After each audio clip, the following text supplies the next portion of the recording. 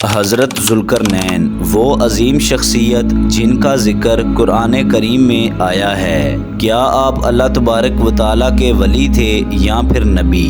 آپ نے اس دنیا کے 3 عظیم بڑے سفر کیوں کیے اور آپ کے ان 3 عظیم سفروں میں سے ہمیں کیا درس ملتا ہے، ہم آج کی اس ویڈیو میں جانیں گے۔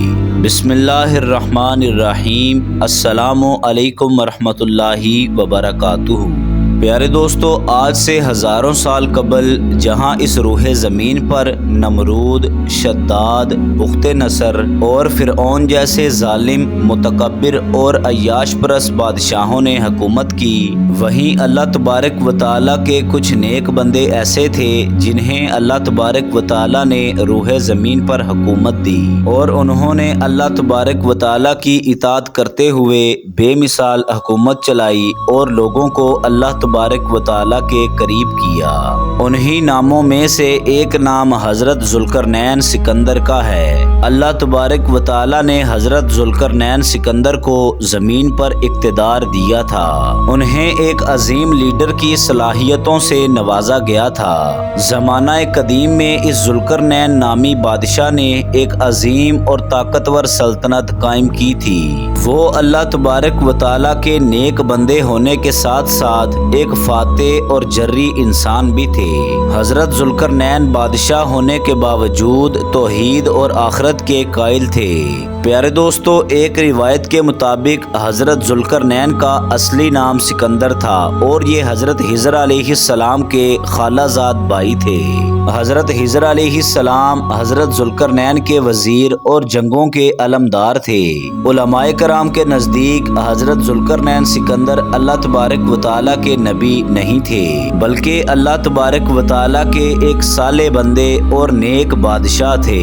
انہیں اللہ تبارک و تعالیٰ نے قرآن پاک میں ذوالقرنین کہہ کر کیوں پکارا، اس کے بارے میں مختلف آرائیں ہیں۔ بعض کے نزدیک انہوں نے اس دنیا کے 2 سینگ یعنی 2 کناروں کا چکر لگایا تھا، اس وجہ سے ان کا لقب ذوالقرنین رکھا گیا۔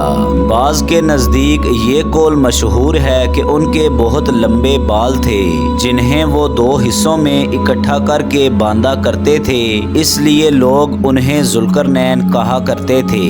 اور ایک قول یہ بھی ہے کہ ان کے تاج کے اوپر 2 سینگ بنے ہوئے تھے، اس لیے ان کا نام ذوالقرنین ہو گیا تھا۔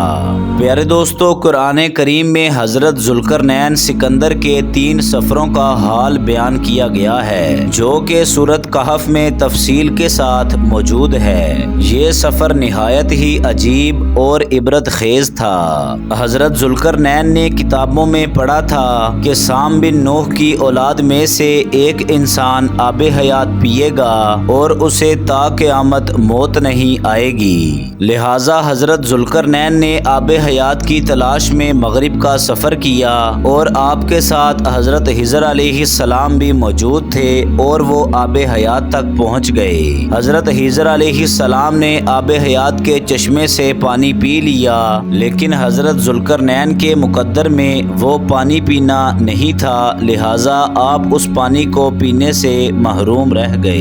حضرت ذوالقرنین نے اس کے بعد مغرب کا سفر کیا اور آپ تمام منزلیں طے کرنے کے بعد ایک ایسے مقام پر پہنچ گئے جہاں پر ایسا محسوس ہوتا تھا کہ سورج ایک کالے چشمے میں غروب ہو رہا ہے، جیسا کہ سمندر میں سفر کرنے والوں کو آفتاب سورج پانی میں ڈوبتا نظر آتا ہے۔ پیارے دوستو، وہاں پر حضرت ذوالقرنین کی ملاقات ایک ایسی قوم سے ہوئی جو کہ اپنے جسم کے اوپر جانوروں کی کھال پہنے ہوئے تھے۔ ان کے پاس پہننے کے لیے لباس اور دریائی جانوروں کے علاوہ کھانے کے لیے غذا موجود نہ تھی۔ یہ قوم ناسک کہلاتی تھی اور یہ قوم فسق و فجور کا شکار ہو چکی تھی، اور اس قوم میں سرکشی اور بغاوت عام ہو چکی تھی۔ اللہ تبارک و تعالیٰ نے اس قوم کی سرکشی پر حضرت ذوالقرنین سے فرمایا کہ یہ تمہاری مرضی ہے کہ تم ان لوگوں کو سزا دو یا پھر ان کے ساتھ حسن سلوک کرو۔ حضرت ذوالقرنین نے دیکھا کہ اس قوم کے بہت سارے لشکر ہیں، چنانچہ حضرت ذوالقرنین کی فوج نے نے ان کے لشکروں کا گھیرا کر لیا اور ان لوگوں کو بے بس کرنے کے بعد کچھ لوگ حضرت ذوالقرنین کے کہنے پر اللہ تبارک و تعالی پر ایمان لے آئے اور کچھ لوگ حضرت ذوالقرنین کے ساتھ جنگ میں مارے گئے۔ پیارے دوستو، دوسرا سفر حضرت ذوالقرنین نے مشرق کی طرف کیا اور وہ طلوع آفتاب کے آخری کنارے تک جا پہنچے۔ وہاں پر آپ نے سورج کو طلوع ہوتے ہوئے دیکھا اور ایسا محسوس کیا کہ یہاں سورج زمین کے اس خطے پر ایک موجود آباد قوم کے لیے طلوع ہوتا ہے۔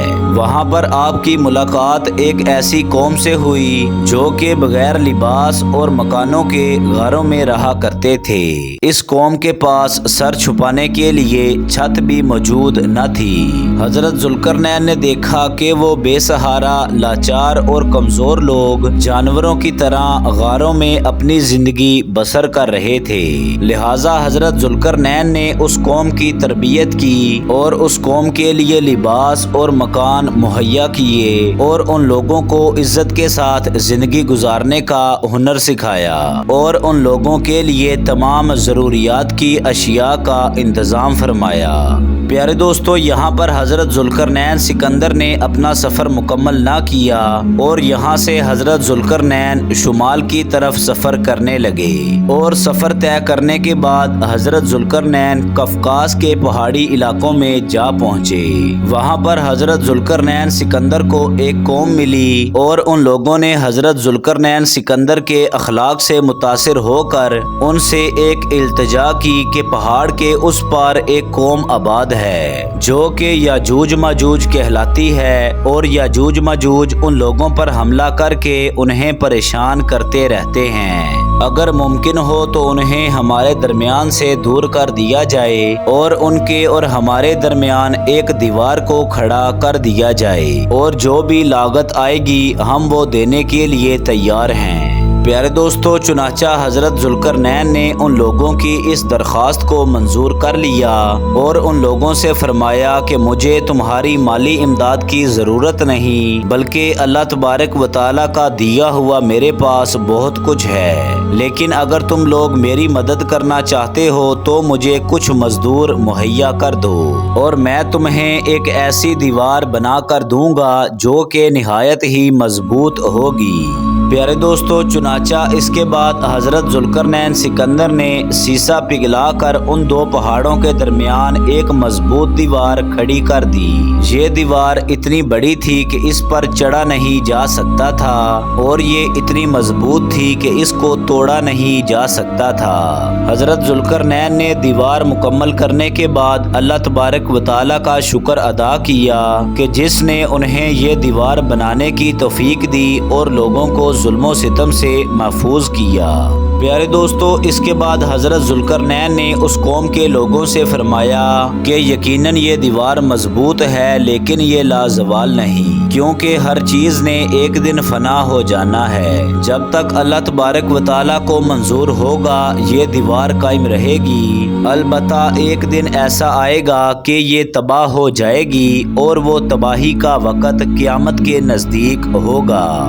پیارے دوستو، روایات کے مطابق آج بھی یاجوج ماجوج روزانہ اس دیوار کو توڑنے کی کوشش کرتے ہیں اور دن بھر دیوار توڑنے کے بعد شام کو جب وہ لوگ تھک جاتے ہیں تو ان میں سے ایک کہتا ہے کہ باقی کل توڑیں گے، چلو اب گھر چلیں، اور جب وہ لوگ اگلے دن دیوار توڑنے کے لیے آتے ہیں تو اللہ تبارک و تعالیٰ کے حکم سے وہ دیوار دوبارہ واپس کھڑی ہو جاتی ہے۔ لیکن جب اس دیوار کے ٹوٹنے کا وقت آئے گا تو ان میں سے ایک کہنے والا کہے گا کہ چلو اب چلیں، انشاءاللہ باقی دیوار کل توڑیں گے، اور ان لوگوں کے انشاءاللہ کہنے کی برکت سے اگلے دن وہ دیوار دوبارہ کھڑی نہ ہوگی اور یاجوج ماجوج اس دیوار کو توڑ کر اس دنیا میں آ جائیں گے اور اس دنیا میں بہت زیادہ فتنہ و فساد اور تباہی مچائیں گے۔ پیارے دوستو، قرآن کریم میں جس ذوالقرنین سکندر کا ذکر ہے، بعض مفسرین کے مطابق وہ دنیا کے عظیم ترین بادشاہ ہیں۔ قدیم دور کے بعض مفسرین کا یہ خیال تھا کہ سکندر اعظم بادشاہ ہی حضرت ذوالقرنین تھا، لیکن اکثریت علماء کرام نے اس رائے کو غلط قرار دیا کیونکہ سکندر اعظم ایک مشرک بادشاہ تھا اور آتش پرست تھا۔ پیارے دوستو، بہرحال ذوالقرنین کے اس سفر اور واقعات کا اہم پہلو یہ ہے کہ انہوں نے نہ صرف لوگوں کے ساتھ نرمی کا رویہ اختیار کیا بلکہ جہاں تک ممکن ہو سکا لوگوں کی مدد کی، اور کبھی بھی اپنی حکومت و مال و دولت پر تکبر و غرور نہیں کیا اور اپنے رب کی نعمتوں کا شکر بجا لائے، اور یہ عظیم بادشاہ کائنات کے بادشاہ کی اطاعت کے لیے ہمیشہ سجدہ ریز رہے۔ پیارے دوستو، آج کی ہماری یہ انفارمیٹیو ویڈیو آپ کو کیسی لگی کمنٹ سیکشن میں ضرور بتائیں۔ شکریہ، اور مزید ایسی ویڈیوز کے لیے چینل کو سبسکرائب کریں، بیل آئیکن کو کلک کریں، ویڈیو کو لائک کریں۔ اپنا خیال رکھیے گا۔ اللہ حافظ۔